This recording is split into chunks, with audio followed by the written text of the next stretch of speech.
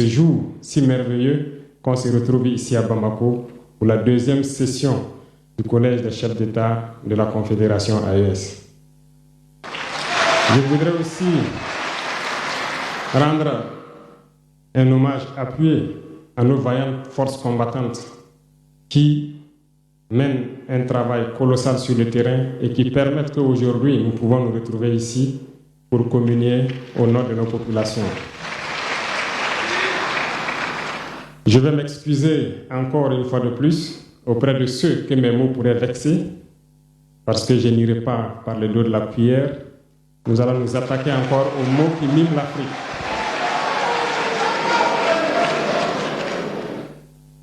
Vous avez certainement tous déjà entendu parler du printemps arabe. Ce phénomène qui a bouleversé la géopolitique du monde arabe, en commençant par le Maghreb, en Afrique et jusqu'en Asie, qui s'est manifesté avec des conséquences souvent désastreuses, des morts et des divisions par endroits, et des bouleversements politiques sans précédent dans d'autres endroits. Et je pense que tous les Africains devraient comprendre qu'est-ce que c'est que ce phénomène, d'où il vient, et qu'est-ce qu'il faut faire pour se prémunir d'un tel phénomène. Malheureusement, nous sommes au regret de constater que certains Africains ne se réveillent pas. Et ce que je vais dire n'est que ma pensée à moi, mon analyse, c'est qu'il y a quelque chose qui vient sur l'Afrique de l'Ouest, que j'ai appelé l'hiver noir. L'hiver noir arrive. Il sera un hiver très froid, un hiver sanglant, un hiver meurtrier. Vous allez me poser des questions, pourquoi? Eh bien, en fondant la Confédération de l'AES, nous avons senti ce froid venir. Et tous les jours que Dieu fait, nous nous évertuons à trouver des troncs d'arbres pour allumer un feu qui va réchauffer le cœur des Africains, un feu qui va réchauffer les mentalités et le sang des Africains pour nous unir autour.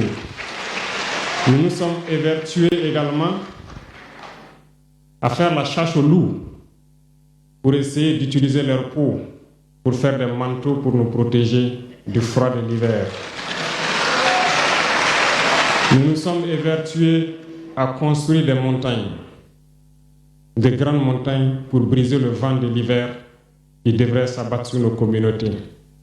Malheureusement, force est de constater que certains Noirs sont là tous les jours à arroser nos troncs d'arbres d'eau fraîche pour qu'ils ne puissent pas brûler.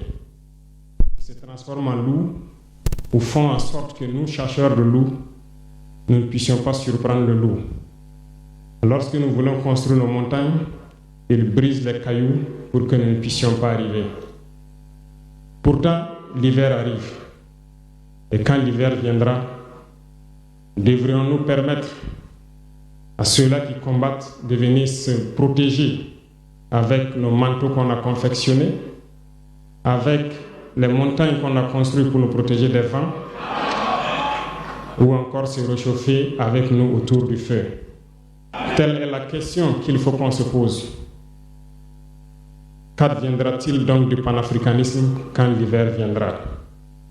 L'hiver viendra parce que la guerre se transporte en Afrique de l'Ouest. Les impérialistes font tout pour mettre l'Afrique de l'Ouest à feu et à sang.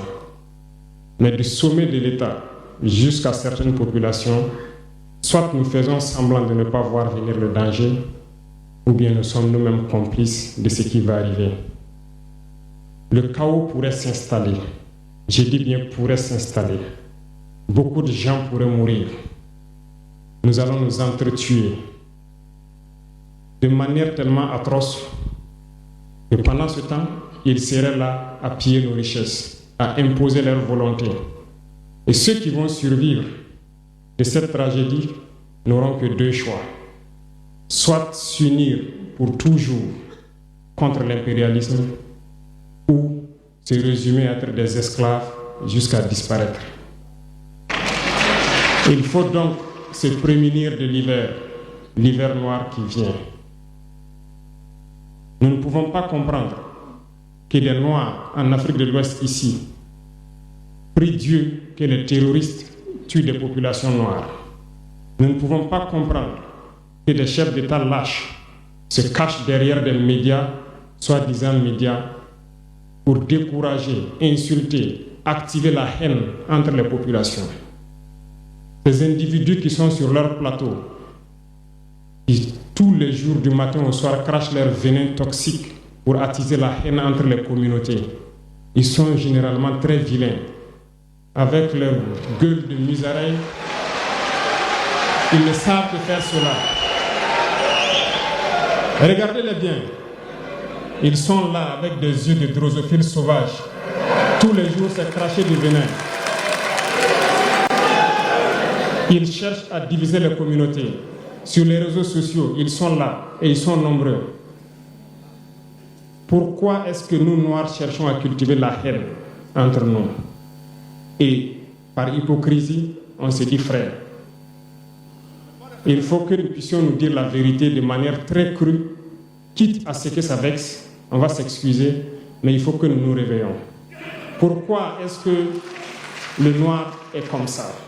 Pourquoi est-ce que nous ne pouvons pas voir le danger venir, nous unir et nous prémunir? Pourquoi est-ce qu'il faut que par nos comportements, nous allions affronter ces dangers qui risquent de nous décimer? Mais d'autres ont fermé les oreilles. Ils font semblant de ne pas entendre la politique de l'Autriche. Des peuples se complaisent dans la colonisation. Ils aiment cette domination. À peine s'ils n'appellent pas les impérialistes, venez nous coloniser. Nous aimons être vos esclaves. Nous nous posons souvent des questions lorsqu'on voit les réactions.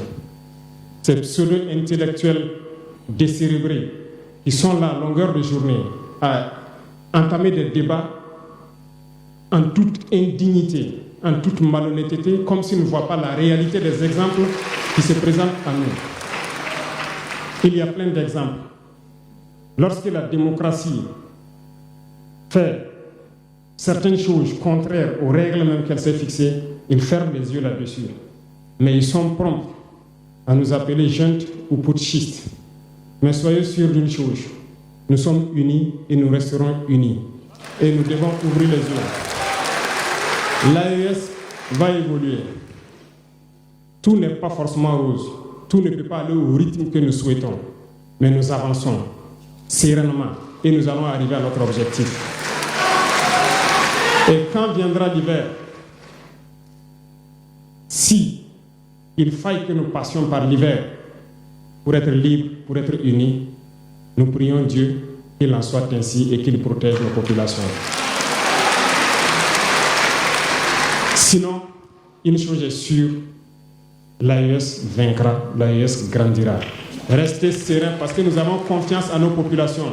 Nous avons confiance en vous, que vous compreniez qu'aucune manipulation ne peut aujourd'hui nous diviser entre nous. Aucune manipulation ne peut nous amener à haïr d'autres personnes.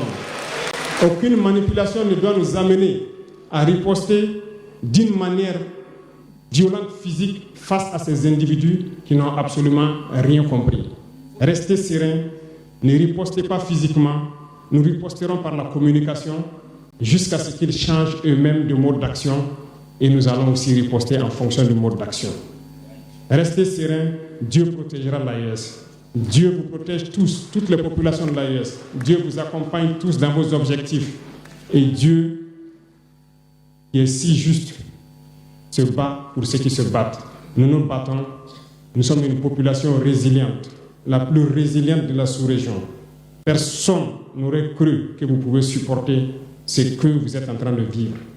Nous allons vaincre le terrorisme, nous allons nous développer et nous allons nous affirmer. Nous allons avoir notre place dans le concert du monde. Que Dieu bénisse l'AES, que Dieu bénisse notre population résiliente et résistante. Que Dieu nous unisse davantage, la patrie ou la mort.